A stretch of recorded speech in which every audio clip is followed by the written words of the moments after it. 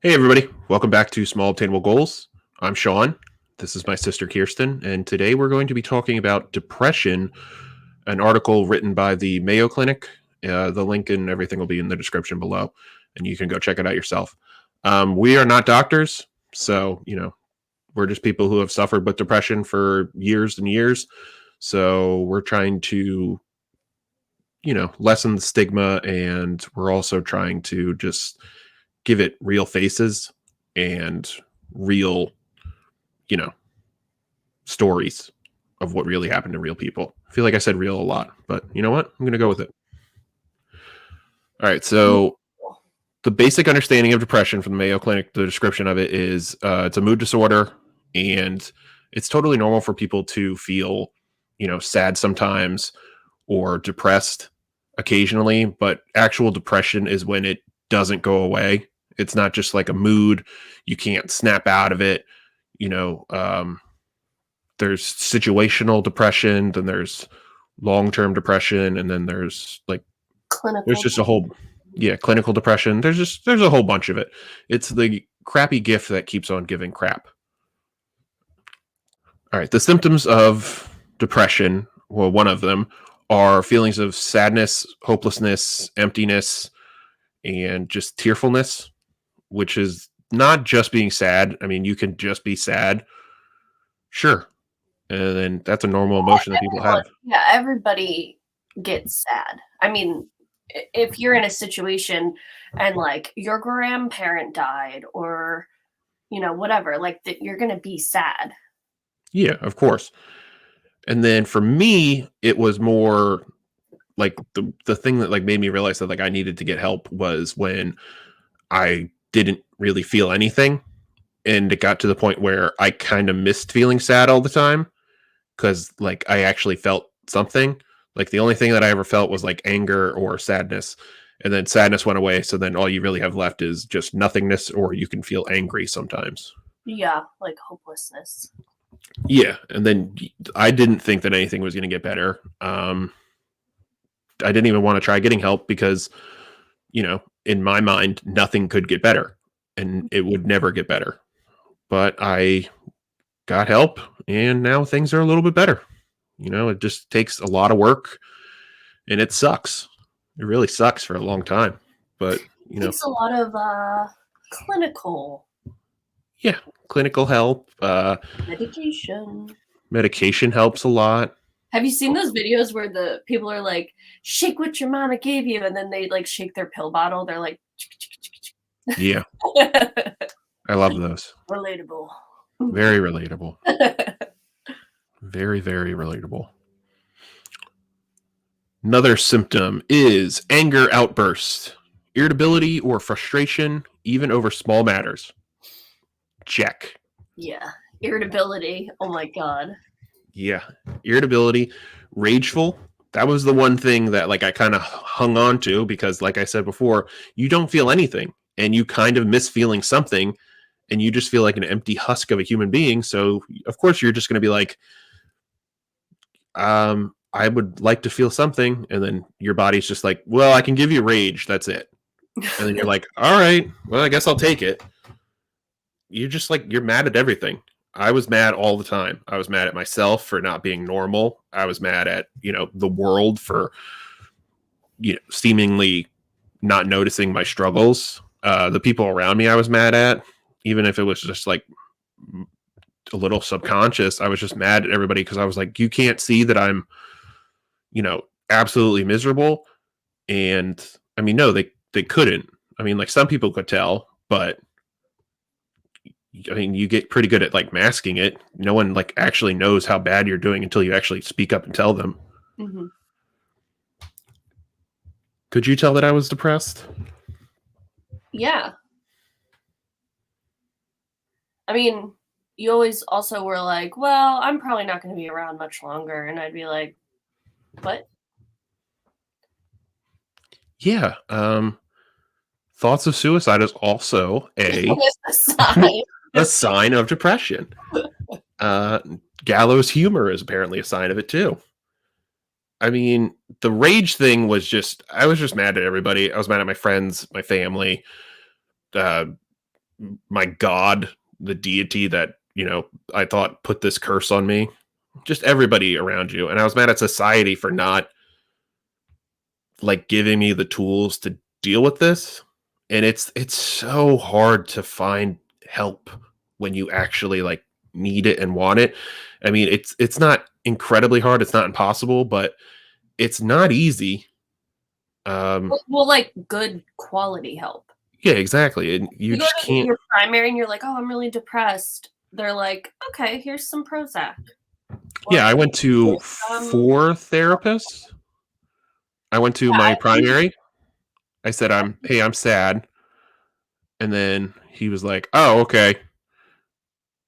And I was like, "Can you do something about that?" And he was like, I guess. Here's some like anti-anxiety medicine." Then I went to like 3 psychiatrists, and then finally I found one that actually like worked. Yeah. I saw 2 other therapists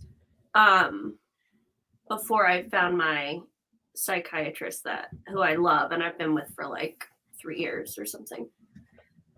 But yeah. And I mean, I went to my primary doctor first because I was like, "Oh, I probably just need medication." And then I went to my first therapist and she was like, "Yeah, all your problems are because of your boyfriend. You should break up with him." And I was like, "But they weren't." Because, he's my husband now, so. Yeah, I went to one therapist and she kept telling me that I was so sad because my father who died was my best friend and I lost my best friend. And I was like, he wasn't my best friend. You can't be friends with your parents. And she was like, no, that's not true. Everyone's best friends with their parents. And I was like, the fuck is wrong with you? You were like, "First of all, Ronnie is my best friend. My best friend's Second name of is all, Ronnie. I don't even like my mom." Second of all, me and my mom do not get along. And third of all, my dad was not my best friend. He was my dad. I didn't tell my dad things that I would tell my best friend. I did never call my dad and say, hey, turn on channel 7. There's a lady with big boobs on there. No, I've never done that. But did I do that with my best friend? Yeah, of course. Because that would be weird if you do it with your father. Oh, Especially now that he's dead. You can't do that. yeah. Sidebar, the other day, I was talking to mom about like trauma, like uh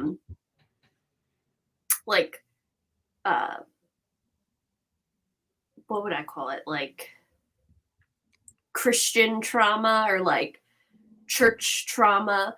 And she was like, I kept I had you guys go to church because, I just thought it was the right thing to do. She was like, "Do you believe in God?" And I was like, "Okay, mom, we were in a cult, and actually the one cult that you were in is a Netflix documentary." And she was like, "Well, I didn't know it was a cult at the time." I I was don't like, think anyone ever does. I mean, personally, either. I think like cults are really like easy to fall into. Like people will be like, "Oh my god, like these people were in a cult. What an idiot. They drank the Kool-Aid, blah blah blah." But like I think everybody just wants something to believe in. And like I remember having like how could I even phrase this? Like praying that like my anxiety would go away. And like in retrospect, I'm like, "Oh my god, I had such bad anxiety that I was like praying." And it it's just so crazy. Like there's there do you know the singer Maddie Zom or Zam? It's like Zahm. She sings Fat Funny Friend and oh yeah, I like her. If It's Not God. Yeah. So there's this one lyric that she sings and it's like about praying depression away and I'm like, "Oh, like so relatable." Hmm. Because I remember like praying before school because I had anxiety and like praying like that my depression would go away and praying like that I would be normal. And like it's just so like Yeah, I these used to do that things, too. I also used to pray for God to kill me. That was yeah, like they just get so like intertwined and it's like it's so scary to think like yeah, I mean the weird thing is we were never like raised like super like faithful. Like our parents like taught us to basically, if anyone ever got really creepy, to say something. That was like their main thing. Yeah, well, mom, speaking of anxiety, mom, like, had, like, a fear that we were always going to be, like, M-worded, because I don't want this to get flagged, but she, like, she never, like, had us be with a babysitter, she never, and, like, that's, like, a really, like, in the field that I work in, like, that's a very rational fear, but I think mom started to have it be, like, irrational. Well, no, I figured out why a few years ago. It's because the day after I was born, or like a few days after I was born, was the anniversary of. Do you remember the guy who ran America's Most Wanted? Yeah. So, like, literally, they just got home with me, and Yeah. that was probably all over the TV that their son was like kidnapped and taken away from them. Oh, So, because like I was like looking at the dates, and like the anniversary of that was like a few days after yeah. I was born. So like they clearly got home and they were probably just watching TV, and then both of them were probably like, "Oh my god," because they both like freaked out over that. I mean, to this day, I'm still scared of getting kidnapped, and I'm 6'5" and weigh 300 pounds. And if a car slows down next to me, I'm like, "Oh my god, this is it." That was a rainbow. I got that. Another symptom is loss of interest and pleasure in most of your normal activities, such as your hobbies, your sports. For some people, it's sex. Um, I don't want to talk about that with my sister though, so I'm just going to talk about my hobbies that I lost interest in. I used to be super into collecting comic books and like nerd stuff, and one day I just finally got to the point where I was just like, I can't spend money on this anymore. There's no point in doing it. Like I always did it because I was like, oh, someday I'm gonna, get into comics, or someday I'm gonna write comics. And then I actually started doing it, and then I was like, I'm still not happy. And then dad died, and then I was like, oh, well, I have to save all of my money now, so I can't do this anymore. And then I just slowly lost interest in literally everything. Like I didn't buy new things. I just kind of I had a TV, that was about it. I would just sit around watching TV all the time and eating fast food. What about you? Did you ever lose any interest in hobbies? Yeah, I feel like when I have bouts of depression, I don't want to do anything, and then I'll just like rewatch.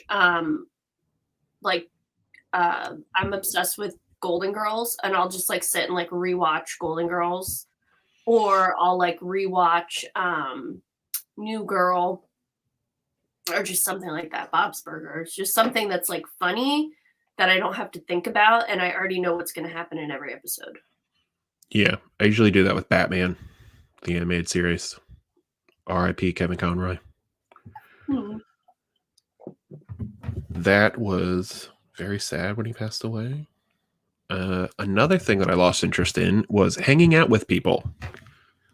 I don't really like to do that in general. Neither do I, but like I would like actively say like no thanks, no I'm okay, or I would just not answer people. I lost a few friends while I was going through my severe depression. That's how you can find out who your real friends are, because they're the ones who kind of just force themselves in, and they're just like, hey, not literally force themselves in. Don't do that, people. But they'll, gradually come into your life and do it on your terms. Yeah, let's give a round of applause for Ronnie. Yeah. He's a real best friend. You guys are like Bert and Ernie. Yeah, except without the homosexual undertones. I don't think, anyway. Although Ronnie does look great in sweaters. Striped sweaters. Looks fantastic. I don't, though. I wish I did. I'm not really like I can't really wear stripes. Yeah, I can't wear them horizontal or diagonal. I wish I could. I also can't wear a plaid because I feel like I look like a lumberjack, and then I feel like it's expected of me to like be manly, and I'm not. Like they're like, "Oh my god, this tree fell over," and I'd just be like, "Oh my god, we should call somebody," and they'd be like, "We should call a lumberjack.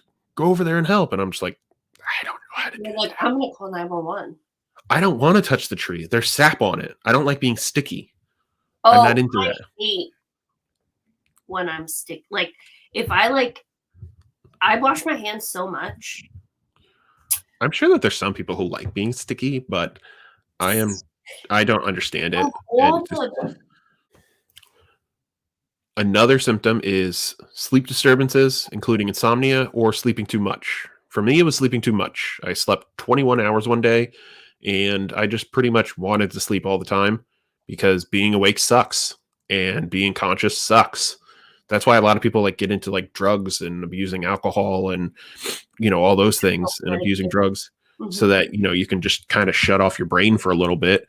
And that's what sleep was to me. I would just literally, being awake every second of every day was awful and I hated it and I just wanted to die and I wanted to kill myself. And then, yeah, I was just like, I'll just sleep instead. So then I would just go to sleep and hope that I didn't wake up. And then I would wake up and I'd be like, crap, gotta do this again. But eventually, now I sleep 7 hours a night, 7 or 8, depending on what my dog lets me sleep. And yeah, tiredness and lack of energy. So even small tasks take extra effort. That's just basically the same time.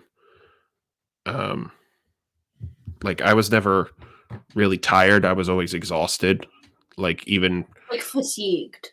yeah, or just like I had been up for like days. Even if I slept for 18 hours, which was my normal sleeping time, I would still feel exhausted. And I would just feel absolutely horrible. And even talking to people, I would just be like, I can't do this. I don't want to do this. I don't want to do that. And eventually you just end up locking yourself in your room and you just kind of check out and like disassociate.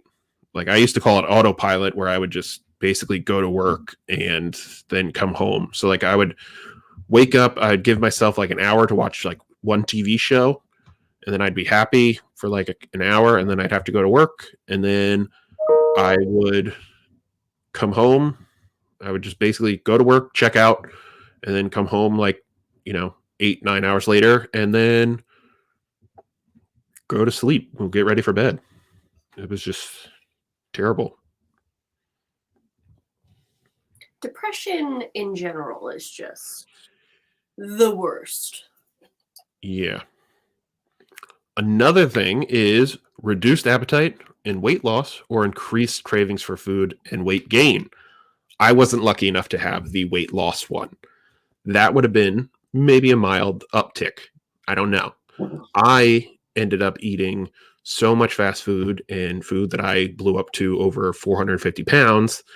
And I don't know how much I weighed to like begin with, because like how much I weighed in total, because the scale stopped going at 465 pounds.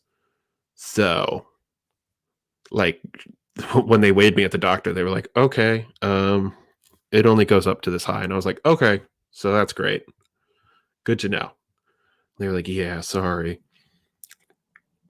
And So, they I just mean, get that like fucked up one that's like, yeah, and they're like, oh, okay, here, let's add another weight to it, and it's loud, and you're just like, yeah, let's just add all of them, okay? And then so they're like, yeah, oh, like all right. still not enough. Oh god. That was kind of my drug of choice whenever it was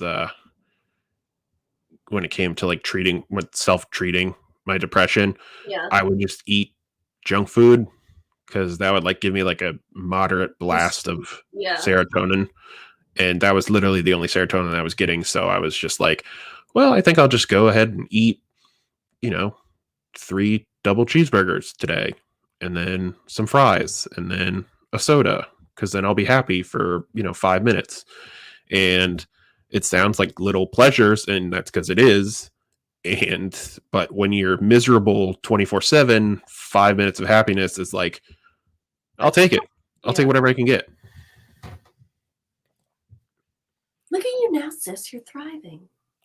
Yeah, I lost over 150 pounds, and I still can't get below 300 though, so that's getting annoying. Maybe that's just your set weight.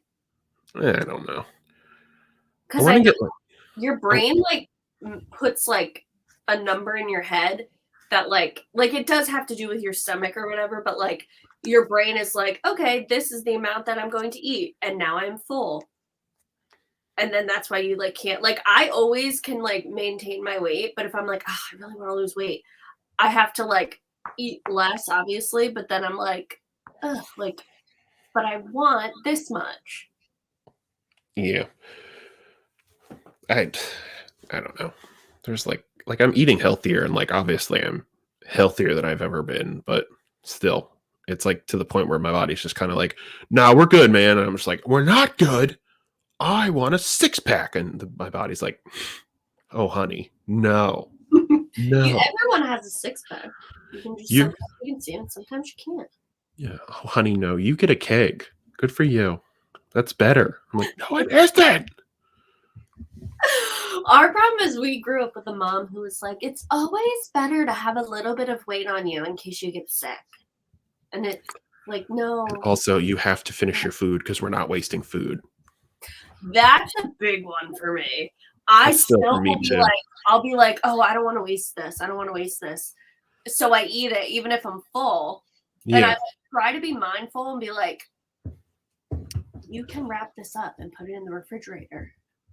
Yeah, but like sometimes you can't, and it's Yeah, oh, like what? You can't finish that one bite, and I'm just like my brain's like, you can't finish that. I think that's more of like a poor thing than I think so too.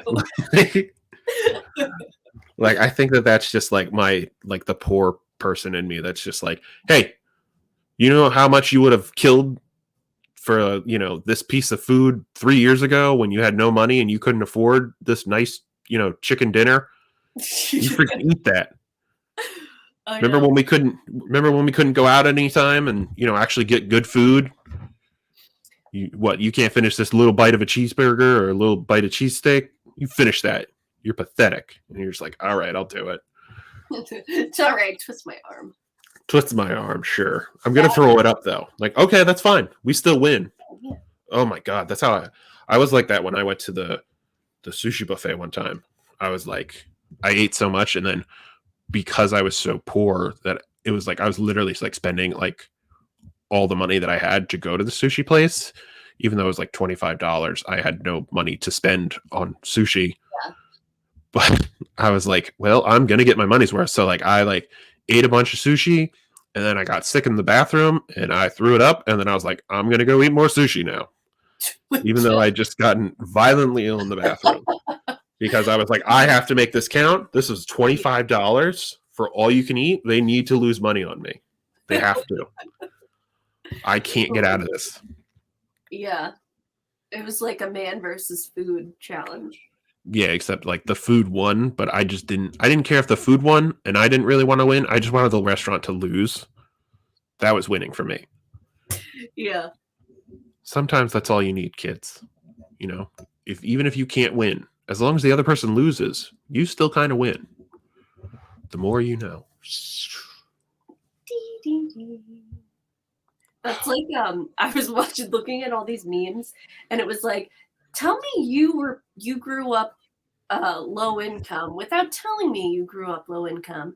And somebody was like, you don't know low income until you've eaten this. And it was like a hot dog or like a cheeseburger on white bread. And I remember getting that. Like mom and dad she'd be like, oh, mom would be like, oh, we're out of buns or whatever. Like we don't have any buns. So she'd like make that for us and I'd be like, ugh. That or like she'd be like, oh, What about like hot dog and bean casserole? That was just a can of beans with a chopped up hot dog in it.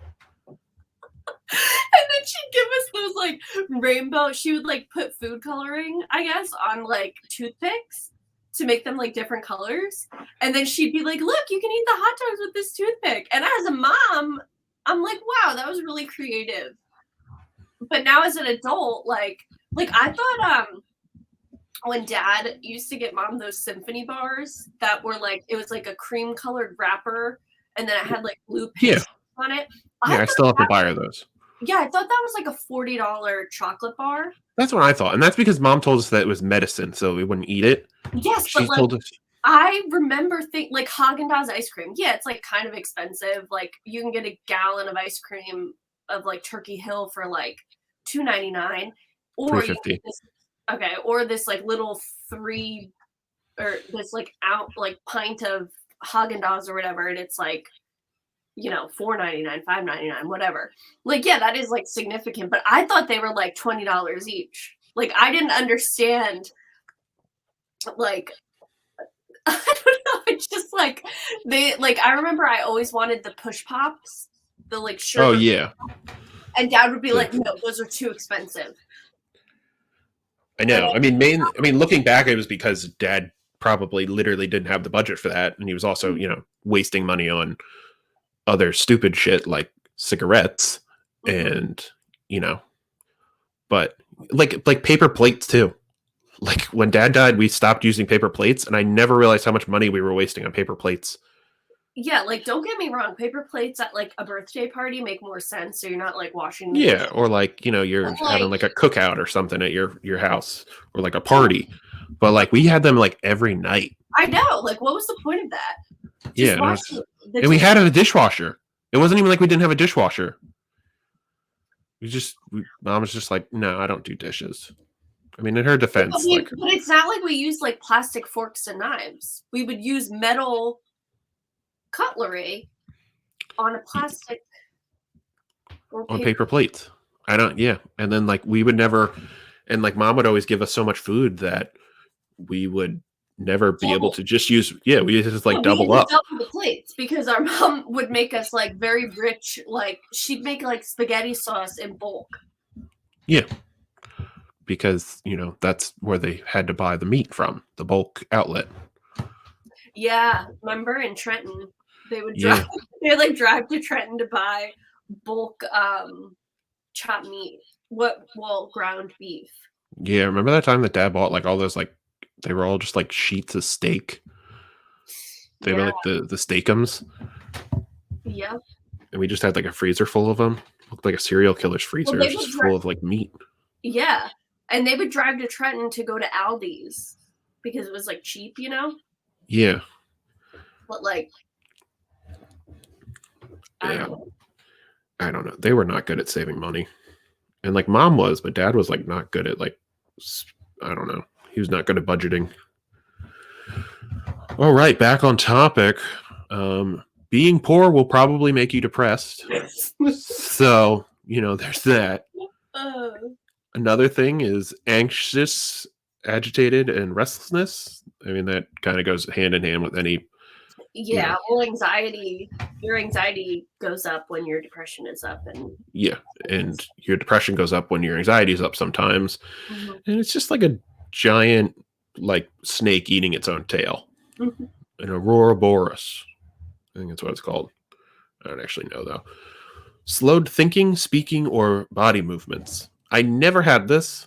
I mean, I have like slowed thinking sometimes, but like I remember that's like a question that they always ask at the doctors. They're like, "Have you been feeling, hopelessness?" I'm like, "Yeah." Have you been feeling sad and depressed? I'm like, "Yeah." They're like, have you been thinking slowly or speaking so slowly that others say that to you? And I'm like, "No, that's never happened to me before." I've been told constantly that I talk too fast, but Yeah, never that I talk too slow. I tell other people that they talk too slow sometimes. In I've my been defense, told that I'm very dry when I I speak. mean, People I like I I get told that too, and like I sometimes worked with people are, a girl in a hospital when I worked as a social worker in the hospital, and we had just shared this like tiny little office. A nice girl, very nice girl, really great at her job. But I said something one time, and she goes, "You're so dry. Sometimes really don't understand you." And I was like, "Okay, like whatever." I get told that sometimes too, because like sometimes I like tell people like if they're like telling me something, I'm like that I'm not interested in that. I don't care, and then they're just like that's really rude, and I'm just like I don't mean to be rude, but I don't care. I'm sorry. I don't Yeah, care about your cousin's sister's son's birthday party that he ate the cake funny. I don't care. I don't know that. yeah. I used to say to Zach a lot, that means nothing to me. And I'm realizing now, like he would be like, "Oh yeah, like, so I was working on this, whatever. I was working on this car and the engine, blah blah blah," and I would be like, "That means nothing to me," because I was trying to say I don't understand what you're saying, and it like I'm not following you. Um, But like if I said that to you, you would be like, "Oh, okay." But like if I say it to him, he's like, "It's fucking rude." Yeah, that's funny because like I'll say stuff like that to Ronnie, and then Ronnie's just so used to it. He's just like he'll like either explain it to me or he'll be like, "You don't understand it, like you don't understand, or you just don't actually care." And I'm just like, I'm usually just like, I don't actually care, and he's like, "Okay, yeah, it's not that good of a story anyway." That's a true friend right there. Yep. So no slowed thinking. Did you ever have that, or slowed speaking, or slowed body movements? No. I have dreams a lot where like I can't like walk, like I'm moving really slow. Oh, I have dreams like that too. I don't know if that's depression though. I always thought that was anxiety. Could be. I always have and like these dreams recurring. I have them all the time where I have a final or something and I'm going to a class that I've never been to before and I never submitted any of the work and I I never get like a lot of people like that. I always have dreams that I'm back in school and I have to go through school again because like something happened. I have that one too. Back to like high school and every time I'm there I'm like, what do you mean I didn't graduate? Like I have and in my head I'm like, I have a master's degree. What are you talking about? What are you saying? And then I'm like, Yeah, I don't know what is that? Anxiety? I have no idea. I don't know. I think it just means that we hated school. But yeah, I I hated also high school. I also have dreams where I'm sitting in the back seat of a car and the car's driving and I have to Oh, get to the front seat. hmm. And someone told me one time, they were like, maybe that's symbolic that you don't have control over your life. You feel like you don't have control over your life. And I was like, yeah, maybe. Or maybe I'm just like afraid of being in a runaway car. They're like, yeah, that too. That too. Don't get philosophical on me. Feelings of worthlessness or guilt, fixating on past failures and Mm, self blame. Yeah. I mean, I always have like a sense of guilt. hmm. I was like, that was my main thing. I always felt like I was holding my family back. I mean, sometimes I still do, and I just feel like I'm not, you know, doing great, and everyone would just be doing better without me. And even though, like, Not true. yeah, even though you say that to me, you know, like I believe you to a certain degree, but like at some, like to another degree, I'm just like, I don't. I think they'd be doing better. Because like for the longest time, I blamed myself for dad dying because he was just like he just had this depressed kid that like never like knew what was going on or like knew what to do with his life, and then he was like I just felt like that like gave him too much stress, and then it just like made his brain explode or something. But I don't know. Well, I blamed myself too because our mother was well, I think he started smoking again when you moved out, and then like he hadn't been paying the mortgage, and she was like, well, I mean, I don't want to upset you, but maybe it was because he was helping you pay for college, and I was like, what? So like to me, I was like, oh my god. Yeah, I don't. Sometimes she like says shit, and I'm just like, what? Why would you Yeah, say that? like back like when I was like in my early 20s, like I'm going to be 30 this year, and like back in my early 20s, I was like anything anybody said to me would upset me. Anything that wasn't like what you're doing is fantastic would just wreck me, and it was probably because I had depression, but like things now that like somebody would have said to me back then, like when mom says stuff like that, I'm like, okay, like whatever, that's your opinion. Like I don't, it doesn't mean anything to me. Um, that's like you just get to a point after therapy, where like things just don't. I don't want to say things don't matter. Things don't impact you in such a way that they used to. Yeah, they don't have as much power over you as they used to. Yeah, like back in the day, like when I was like 20, 21, 22, men, it was always men. It really, this has never happened to me. Like, this has never been said to me by a woman. But men would always be like, oh, you're fat. Oh, did you gain weight? You're fat. And they would say it all the time. And back then it would just absolutely wreck me. Like that would be it. Like my day was ruined, my week was ruined, the month. I would start like going on diets and like doing like eating like 800 calories a day and like over exercising and stuff like that. And then it's like now if somebody was like, "Oh, you're fat," I would be like, "Okay, that's your opinion." Like I don't care. Like I just don't care. Like I have to, I know that I eat healthy and I know that I exercise to feel good and I eat to feel good. And if I'm heavier than what I was when I was 20, well, yeah, I'm 30. I have lupus. I'm on multiple medications for my lupus. Like, you don't know, like, they don't know anything about me. So why would I take to heart something from someone who I wouldn't take advice from? Yeah. I mean, that's like me. Like people will be like, "Oh wow, you're really fat," and I'm just like, "Well, I used to be a lot fatter, so I'm doing pretty well now." And I they're don't just even like, think you're fat. I think I have like a little over bloated dad bod. It's usually what I go for. But now I'm wearing 2XL t-shirts, so it's a step back from you know, 4XL. So yeah. So that's pretty good. You know what's funny? You always have to wear the long shirts, like the tall shirts, but you don't have to wear the tall pants. Yeah, I have normal people legs. I have a tall Which is person upper weird body. because I have really tall, like I'm all limb. Like I have really long arms and legs, and then my torso is like this tall. Yeah, I have a big torso. That's why I'm always afraid that all my limbs are going to fall off and I'm just going to be a torso. Yeah, the Um, doctors told me I would either shrink 3 inches or grow another 4 feet.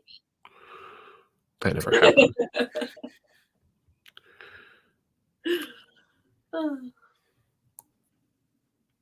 But yeah, the feelings of worthlessness and guilt, and I mean,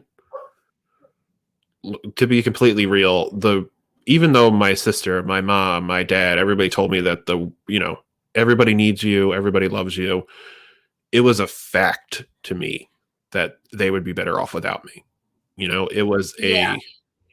It wasn't something that like it was like how people know that the sun's going to come up tomorrow or that the, earth revolves around the sun.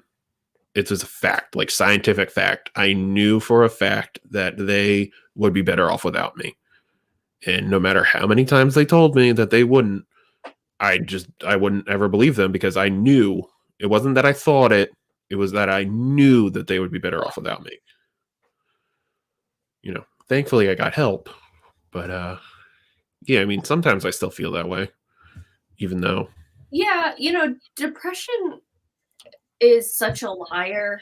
Like it just lies to you. Like there were so many times where I was like thinking like I would be at work and I would just be like depressed and I would be like, oh well, let me look like how much money's in my life, like my life insurance. And I would like look at my life insurance and then I would be like, oh, well, Zach would probably, it would make his life easier, doesn't have to take care of me, like just stuff like that. And like, but I know deep down Zach would be like, oh my God, like he would like, he couldn't function.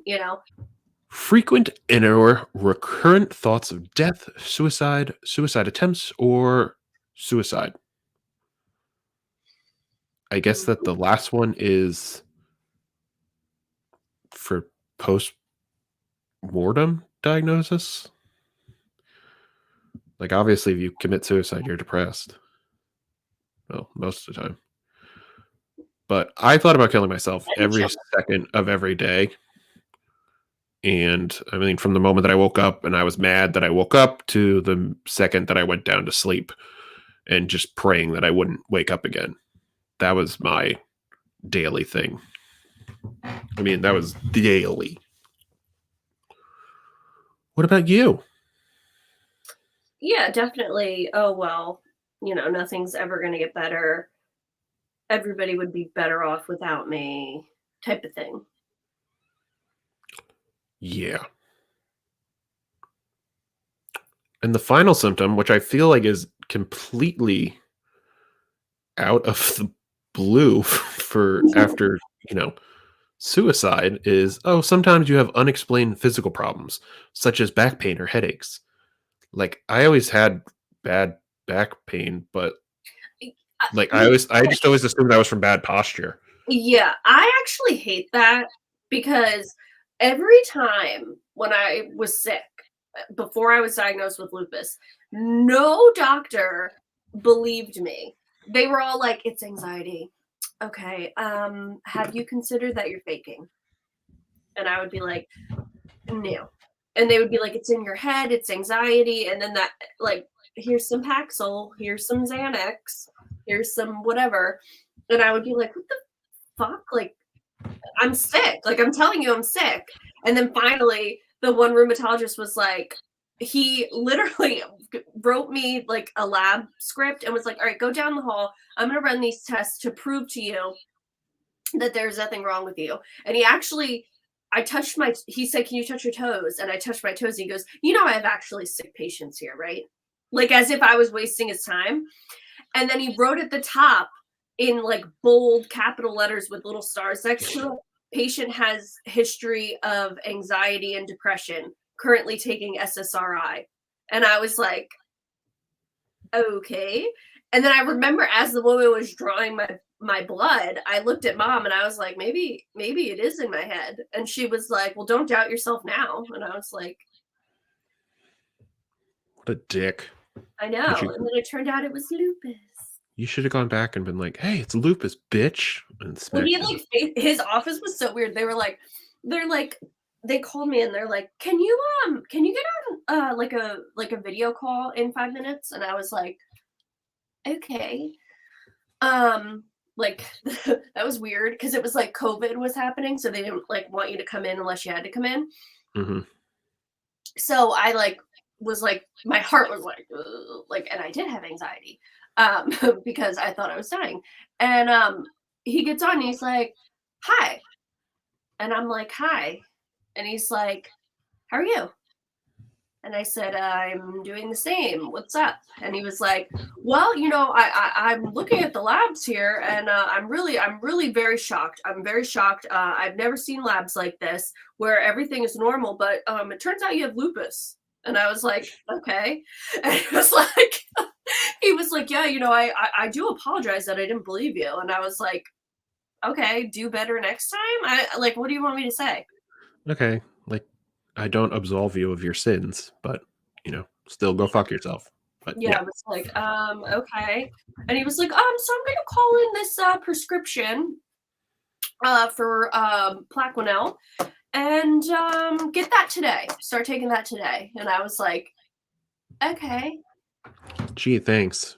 Yeah. And then he's like, by the way, yeah, you need to do this because this type of autoimmune disease, it's gonna attack all your organs. It's gonna attack all your organs. I was like, oh, okay. Oh, so is that why I felt sick for so long? Like, oh yeah, probably. Oh, is that why I was losing consciousness all the time? Okay, got it.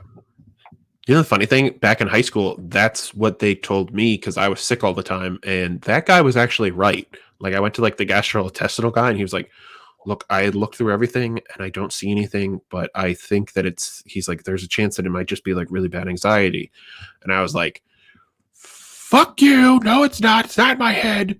And then it turned out that it was. So, I guess that there's So like sometimes the opposite can be true too. yeah. Mostly for men, though, I would Yeah. assume, because usually women are kind of like ignored. They're just like, "No, you're fine." Probably Yeah. just PMS. You know, mom had a thyroid problem after she had me, I think. And they were like, you have anxiety. You have two babies, like grow up.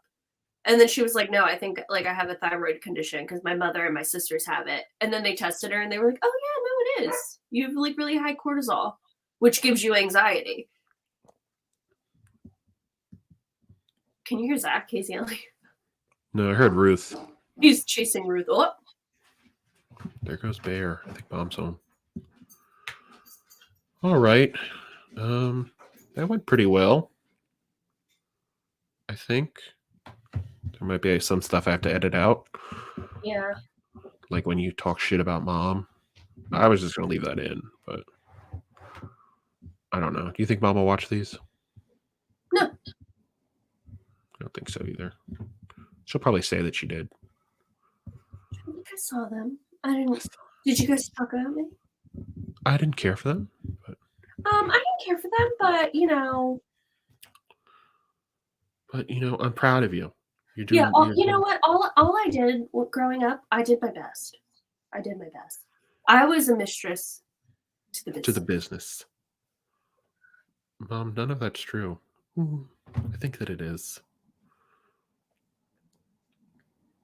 You just don't know what it means. Okay. Next week we should talk about Kelly Pickler. She was on American Idol. She's like a singer. Your husband killed himself? Yeah. Yeah, I was gonna do the third, unless you want to do it now.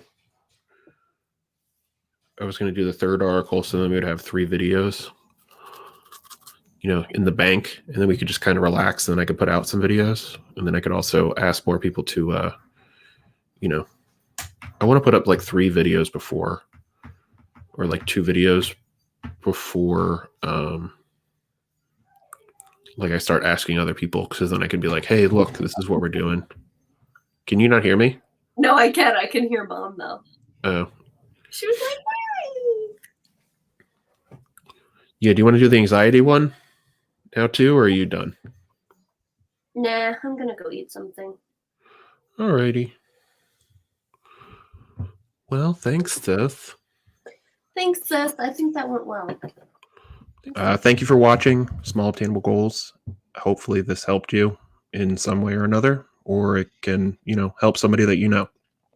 If you're having trouble, call 988. That's the National Suicide Prevention Hotline, and they'll, hook you up with somebody who can help you in your local area. It's all free, so, take advantage of it. And yeah, like, comment, subscribe, or don't, whatever makes you happy. I'm Sean. This is my sister, Kirsten. I'm Kirsten. Yeah. You've ruined it. All right. Thanks, everybody. And cut.